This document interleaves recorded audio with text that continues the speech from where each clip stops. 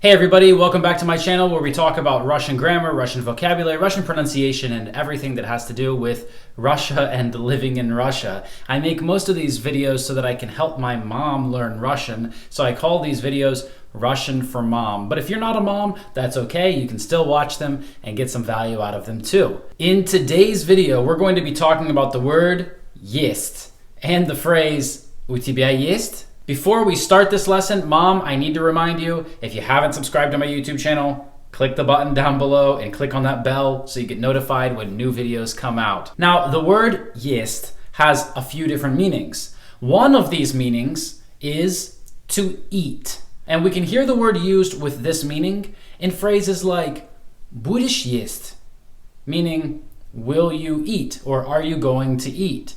And you might hear this phrase when somebody is offering you food or preparing food for everyone.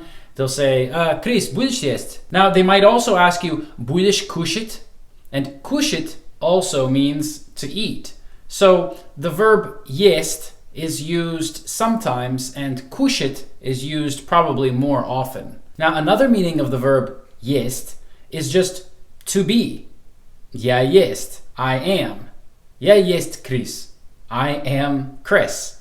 So we can use it as the verb to be and without conjugating it in the present tense, which is really useful. However, most people don't talk like that because usually in the present tense, we don't say this verb. We just say я Chris. We don't have to say я есть Chris. And if you're an English speaker watching this video, then you might be thinking, but Chris, can't that also mean I eat Chris?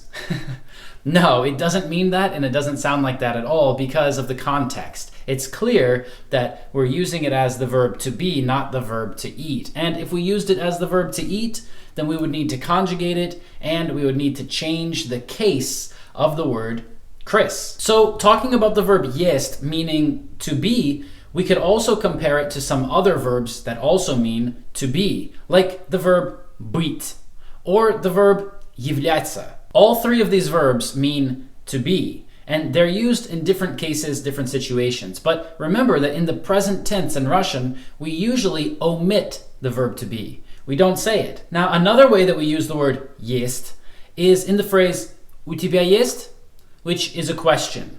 And this question means, do you have?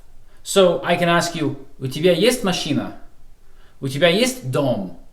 Do you have a car? Do you have a house? Real personal questions, right? But honestly, this phrase is the place where I hear this word the most often. So let's practice using it to mean have. The phrase «У тебя есть» really means is there, this is the word есть, the thing that you're asking about near you. «У тебя» means near you or close to you. «Есть» means to be. And then we say the thing that we're asking about. So I can say, «У тебя есть канал на YouTube?» Do you have a channel on YouTube? But I can also change the intonation of this phrase so it's not a question. So the intonation of the word есть will change if it's a question or if it's not a question. «У тебя есть?» Question. «У тебя есть?» Not a question. And it's not only about what you have, it's about what I have, and he has, and they have. So, for example, I can say, «У меня есть дочь». This means, I have a daughter. Or I can say, «У него есть машина». He has a car. Or I can say, «У нее есть дом». She has a house. Let's go through all of these combinations so that we can see how it's used. When we're talking about I, we say, «У меня есть». You, «У тебя есть». He, «У него есть».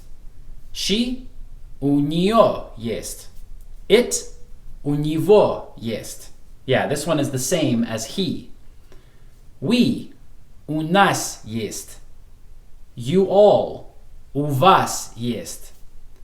They, «У них есть». You can see that the pronouns for some people using this phrase actually change and add another letter and sound. We say «у него», not «у его».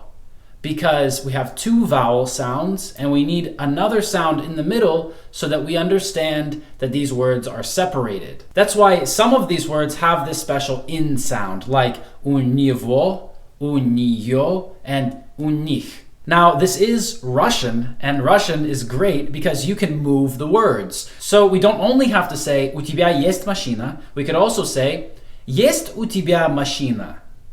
And this also means, do you have a car? Now, you might also be thinking, that's great. I know how to ask this question. If someone asks me, I understand what it means, but how do I answer this question? And it's great because there's a simple way that you can answer. If someone says, Крис, у тебя есть канал на YouTube? I can say, есть. This means there is. But in this question, есть doesn't mean there is. It doesn't mean to be or anything like that, right? It means to have. So if someone says, у тебя есть канал на YouTube? Do you have a channel on YouTube? I can say, есть. And this means I have a channel on YouTube, and I don't need to repeat all of the words. Now, there's one other very interesting thing that happens when someone asks you this question about у тебя есть или у тебя нет. When we answer positively that we do have something, we can say есть, and that's easy. But when we want to answer negatively and say that we do not have something, it's different. Because есть means that there is something, but we don't say ni есть usually. We don't say there isn't something using the same word. Instead, we use a different word. We use the word nyet.